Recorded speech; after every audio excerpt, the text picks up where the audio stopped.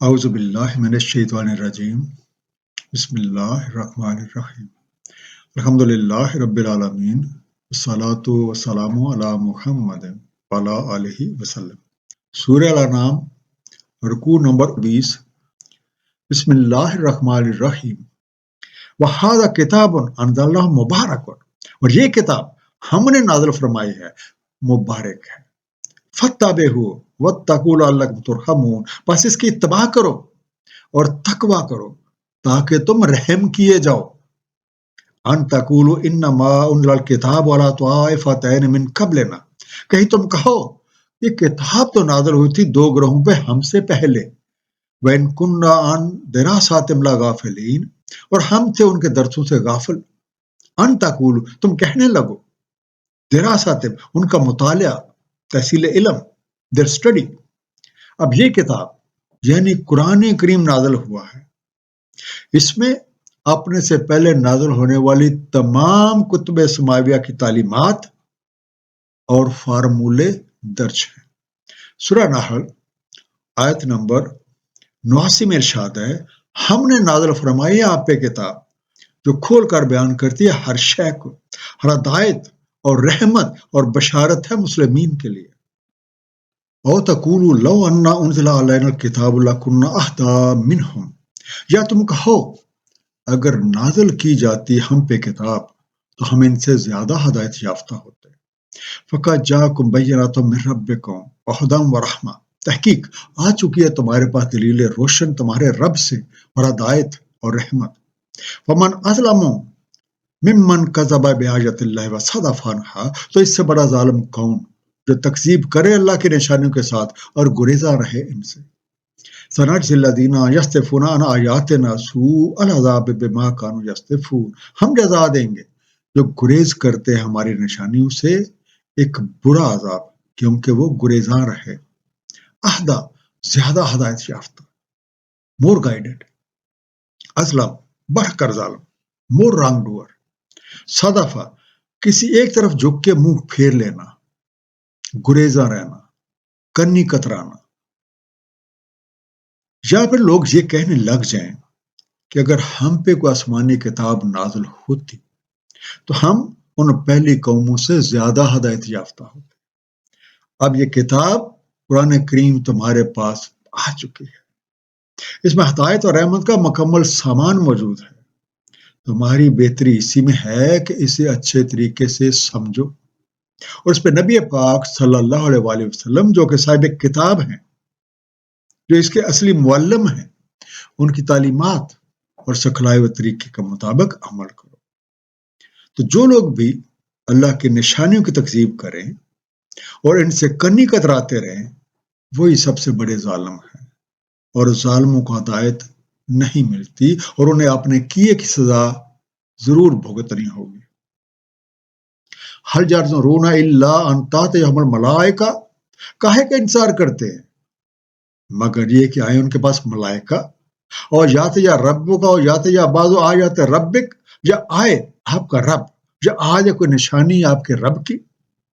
یوم تاتی بعض آیات ربک لا ینفع نفسا ایمانہا، جس روز آتی ہے کوئی نشانی آپ کے رب کی، نہیں نفع دیتا کسی نفس کو اس کا ایمان لانا۔ لم تکن آمنت من قبل او کسبت فی ایمانہا خیرا، جو نہ لایا ایمان اس سے پہلے یا کمائی ہو اس نے اپنے ایمان میں کچھ بلائی۔ قل انتظروا انا منتظرون، کہہ دے انتظار کرو، بے شک ہم بھی منتظر ہیں۔ اب جو لوگ اس کتاب قرآن کریم پہ اور صاحب قرآن نبی پاک صلی اللہ علیہ وسلم پہ ایمان نہیں لاتے، تو کیا وہ اپنے ذہنوں میں کوئی ماورائی تصور بنائے بیٹھے ہیں کہ ان کے پاس کوئی فرشتے اتریں گے، یا ان کا رب بادلوں کے سائے میں اور فرشتوں کے جلو میں خود آ جائے گا، یا کوئی ایسا معجزہ نازل ہو جائے گا جسے دیکھ کے یہ لوگ یقین کریں گے۔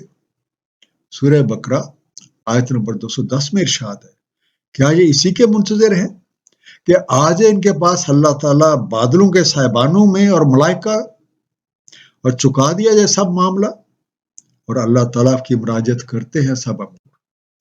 اس آیت میں یہ حقیقت بھی بیان کر دی گئی ہے کہ کہ جب کسی پہ وہ نشانی آ جاتی ہے تو اس وقت ایمان لانا فائدہ مند نہیں ہوتا۔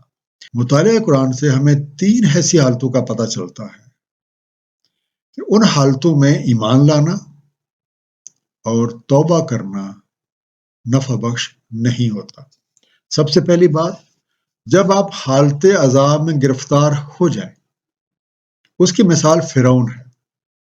سورہ یونس کی آیت نمبر 90 اور 91 میں اس کی مکمل تفصیلات موجود ہیں۔ دوسرا، جب موت حاضر ہو، سورہ نساء آیت نمبر 18 میں ارشاد ہے، اور نہیں ہے توبہ ان کے لیے جو کیے جاتے ہیں برائیاں، حتیٰ کہ جب حاضر ہوتی ہے ان میں سے کسی کو موت، کہتا ہے میں نے اب توبہ کی۔ اور تیسری بات، اللہ تعالیٰ اور اس کے رسول سے جنگ کرنے والوں کو جب شکست اور گرفتاری کے بعد، اور اس کی تفصیل سورہ المائدہ کی آیت نمبر 33 میں بیان ہوئی ہے۔ ان تینوں صورتوں کے علاوہ توبہ کا دروازہ ہر وقت اور ہر ایک کے لیے کھلا ہے۔ ان الذین فرقوا دینہم وکانوا شیعا لست منہم فی شیء، بے شک جنہوں نے تفریق کی اپنے دین میں اور وہ ہو گئے گروہ گروہ، نہیں آپ کا ان سے کسی شے میں کوئی تعلق۔ انما امرهم الی اللہ ثم ینبئہم بما کانوا یفعلون، بے شک ان کا معاملہ اللہ تعالیٰ کے حوالے ہے، پھر بتلا دے گا انہیں جو افعال انہوں نے کیے۔ من جاء بالحسنۃ فلہ عشر امثالھا، جو کوئی آیا اچھائی کے ساتھ تو اس کے لیے 10 اسی کی مثل۔ ومن جاء بالسیئۃ فلا یجزی الا مثلھا وہم لا یظلمون، اور جو کوئی آیا برائی کے ساتھ تو اس کی جزا اسی کی مثل اور وہ نہیں ظلم کیے جاتے۔ لستہ نہیں ہے آپ، بالحسنہ ایک اچھائی کے ساتھ، with a good deed، دین سے وابستہ ہونے اور دین سے تفریق کی ایک مثال سورہ آل عمران کی آیت نمبر 103 میں بیان ہوئی ہے۔ وابستہ ہو جو اللہ تعالیٰ کی ڈور سے سب مل کے، اور مت تفرقہ ڈالو۔ اور اس آیت میں اللہ کی ڈور سے مراد قرآن کریم ہے۔ دین میں تفرقے کی ایک اور مثال سورہ روم کی آیت نمبر 32 میں بیان ہوئی ہے۔ جنہوں نے تفرقہ ڈالا اپنے دین میں اور ہو گئے ٹکڑے ٹکڑے، اور ہر گروہ اس پہ جو ان کے پاس ہے بہت خوش ہے۔ اس آیت میں تفریق دین کی وضاحت اس طرح سے کی گئی ہے کہ جو کوئی جزو کسی کے پاس ہے وہ اسی کو ہی کل سمجھتا ہے، وہ اسی پہ خوش ہے، اور اس کے علاوہ کچھ بھی سننے اور ماننے کو تیار ہی نہیں۔ گویا وہ اپنی پسند کی کوئی چیز تلاش کر کے اسی پہ کاربند رہنا ہی اصل کامیابی سمجھتا ہے۔ آیت نمبر 160 میں اللہ تعالیٰ کی شفقت اور رحمت کا بیان ہے کہ ایک نیکی کرنے والے کو 10 گنا ملے گا، جبکہ برائی کی سزا اسی کے برابر کی ملے گی۔ برائی کے بعد توبہ کا دروازہ کھلا رہتا ہے۔ اللہ تعالیٰ نہ صرف معاف کر دیتے ہیں بلکہ سچی توبہ کرنے والوں کی برائیوں کو بلائیوں سے بھی بدل دیتے ہیں۔ سورہ فرقان آیت نمبر 70 میں ارشاد ہے، مگر جو کوئی تائب ہو جائے اور ایمان لائے اور اعمال صالح کرے تو ایسوں کے لیے بدل دیتا ہے اللہ تعالیٰ ان کی برائیوں کو بھلائیوں کے ساتھ۔ اللہ تعالیٰ مغفرت فرمانے والا، رحم فرمانے والا ہے۔ رب کے ہاں رحمت ہے اور ظلم کا تو تصور بھی نہیں کیا جا سکتا۔ قل انانی ہدانی ربی الی صراط مستقیم، کہہ دے بے شک میرے رب نے مجھے ہدایت فرما دی ہے صراط مستقیم کی، دینن قیما ملت ابراہیم حنیفہ وما کان من المشرکین، دین قیم ملت ابراہیم علیہ السلام حنیف کی اور نہ تھے شرک کرنے والوں سے، دینن قیما ایسا دین جس میں ہر شے متوازن اور متناسب روحوں پہ قائم ہے، a rule in which everything proportional and balanced۔ اس آیت میں صراط مستقیم کی ایک تعریف بھی بیان کر دی گئی ہے۔ یہ دین قیم ہے، اس میں ہر چیز متوازن اور متناسب مقداروں پہ قائم ہے، اور یہی ملت ابراہیمی ہے۔ اس پہ پوری یکسوئی اور مستقل مزاجی کے ساتھ چلتے رہنا ہی کامیابی کی ضمانت ہے۔ اور اس کے لیے ہمیں قانون علیہ پہ اللہ تعالیٰ کے حبیب نبی پاک صلی اللہ علیہ وآلہ وسلم کی سنت مبارکہ کے مطابق عمل پیرا ہونا ہوگا، اور آپ کی زندگی کا عکس اپنی ذات میں اجاگر کرنا ہوگا۔ اور ان صلاتی و نسکی و محیایا و مماتی للہ رب العالمین، کہہ دیں بے شک میری صلات، میرے مناسک، میری زندگی اور میری موت اللہ تعالیٰ رب العالمین کے لیے، لا شریک اللہ وبذالک امرت وانا اول المسلمین، نہیں کوئی شریک اس کا، اور اسی کا مجھے امر ہے اور میں مسلمانوں میں اول ہوں۔ نسکی میری مراسم عبودیت، مائی رائٹس، محیایا میرا جینا، مائی لیونگ، مماتی میرا مر جانا، مائی ڈائنگ۔ صراط مستقیم پہ چلنے کا تقاضا یہ ہے کہ ہمارا ہر کام اللہ تعالیٰ کی خاطر ہو، صلات بھی اسی کے لیے، مراسم بندگی بھی اسی کے لیے، زندگی بھی اسی کے لیے، موت بھی اسی کے لیے۔ چیزیں مخلوقات ہیں اور یہ سب محتاج ہیں، اور اس حیثیت میں ہم سب برابر ہیں۔ چیزوں کے ساتھ براہ راست اللہ قائم کرنے کا نام شرک ہے، جبکہ ہر چیز کے ساتھ کیئر آف اللہ تعلق بنانا پیغمبرانہ طرز ہے، یعنی کسی بھی چیز پہ دھیان جانے سے پہلے ہماری توجہ خالق اور مالک حقیقی کی طرف جائے، اور اس چیز کے ساتھ رشتہ اللہ تعالیٰ اور اس حبیب نبی پاک صلی اللہ علیہ وسلم کی خاطر قائم کیا جائے۔ یہی زندگی کی اعلیٰ طرز ہے اور یہی مسلمانی ہے۔ قل غیر اللہ ابغی ربا وہو رب کل شیء، کہہ دیں کیا میں کسی غیر اللہ کو تلاش کروں بطور رب، اور وہی تو رب ہے ہر شے کا۔ ولا تکسب کل نفس الا علیہا، اور نہیں ہر نفس کا کمایا ہوا مگر اسی پہ۔ ولا تزر وزرۃ وزر اخری، اور نہیں بوجھ اٹھاتا کوئی بوجھ اٹھانے والا بوجھ کسی اور کا۔ ثم الی ربکم مرجعکم فینبئکم بما کنتم فیہ تختلفون، پھر تمہاری مراجعت ہے اپنے رب کی طرف، تو بتلا دے گا تمہیں جس میں تم اختلاف کرتے رہے۔ مرجعکم تمہیں لوٹ کر واپس جانا ہے۔ تازرو بوجھ اٹھاتا، بیئرس برڈن، اللہ تعالیٰ رب العالمین ہے، کائنات میں موجود ہر شے انہی کی تخلیق کی ہوئی، اور وہ اپنی تمام مخلوقات کے لیے وسائل زندگی مہیا فرما رہے ہیں۔ یہ کام کوئی اور نہیں کر سکتا۔ ان وسائل میں ہر طرح کا رزق شامل ہے، اور اس رزق میں والدین، گھرانہ، بہن بھائی، جسمانی اور ذہنی صلاحیتیں اور وسائل سب شامل ہیں۔ یہ سب کچھ دینے کا مقصد یہ ہے کہ ہر کوئی مقصد تخلیق حاصل کرنے کے لیے جدوجہد کرے۔ اس آیت میں یہ حقیقت بھی بیان ہوئی ہے کہ ہر کسی کا کیا ہوا اس نے خود ہی بھگتنا ہے، کوئی کسی کا بوجھ نہیں اٹھاتا، اور اگر کوئی ایسا دعویٰ کرتا ہے تو قرآن کریم کی اس آیت کی روشنی میں وہ دعویٰ باطل ہے۔ سب نے لوٹ کے اپنے رب کے حضور پیش ہونا ہے اور اپنے اپنے کیے کا حساب دینا ہے۔ وَهُوَ الَّذِي جَعَلَكُمْ خَلَائِفَ الْأَرْضِ، وہی جس نے کر دیا تمہیں زمین کا جانشین۔ وَرَفَعَ بَعْضَكُمْ فَوْقَ بَعْضٍ دَرَجَاتٍ لِيَبْلُوَكُمْ فِيمَا آتَاكُمْ، اور رفعت دی تمہارے بعضوں کو بعض پہ درجات میں تاکہ جانچے تمہیں اس میں جو تمہیں دیا ہے۔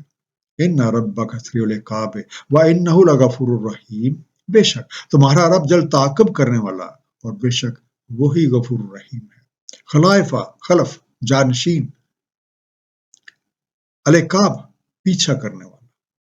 اس عظیم ہستی نے تمہارے اسلاف کو پیدا کیا اور ان کے بعد آج تم ان کے جانشین بنے ہوئے ہو۔ کل کو تم نے بھی چلے جانا ہے تو کوئی اور جانشین ہوگا۔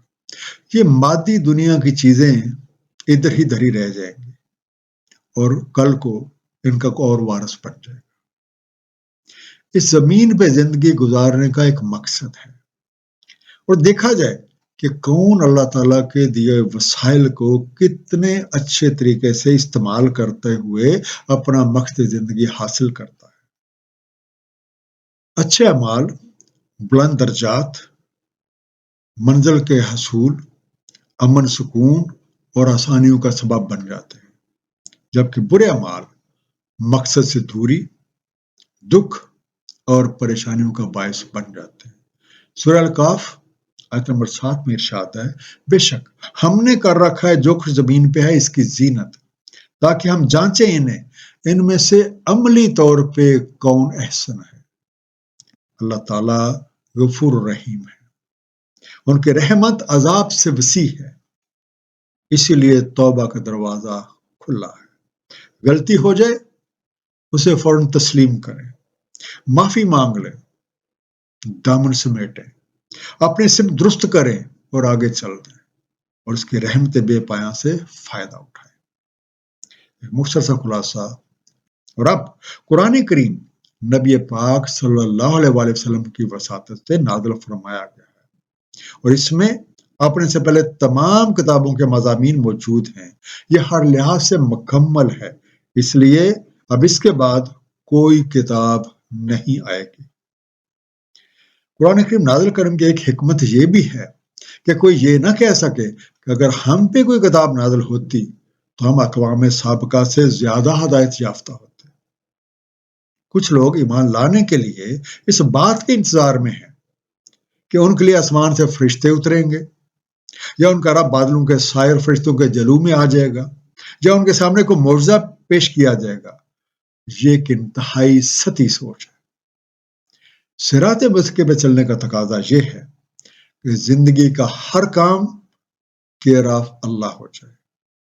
کسی بھی چیز کی طرف دھیان جانے سے پہلے ہماری توجہ خالق اور مالک حقیقی کی طرف جائے۔ یہی پیغمبرانہ طرز ہے اور یہی کامیابی کا نسخہ ہے۔ شرع زندگی پہ چلتے اگر کوئی غلطی ہو جائے فوراً تسلیم کریں، توبہ کریں، دامن سمیٹیں اور آگے چل دیں۔ اللہ تعالیٰ مغفرت فرمانے والا، رحم فرمانے والا۔ الحمدللہ آج سورہ الانعام مکمل ہوئی۔ اللہ تعالیٰ ہم سب کو قرآن کریم کو صحیح طور پہ سمجھنے اور اس پہ عمل کرنے کی توفیق عنایت فرمائے۔ صدق اللہ العلی العظیم۔ صلی اللہ تعالی علی حبیبہ محمد وآلہ وسلم۔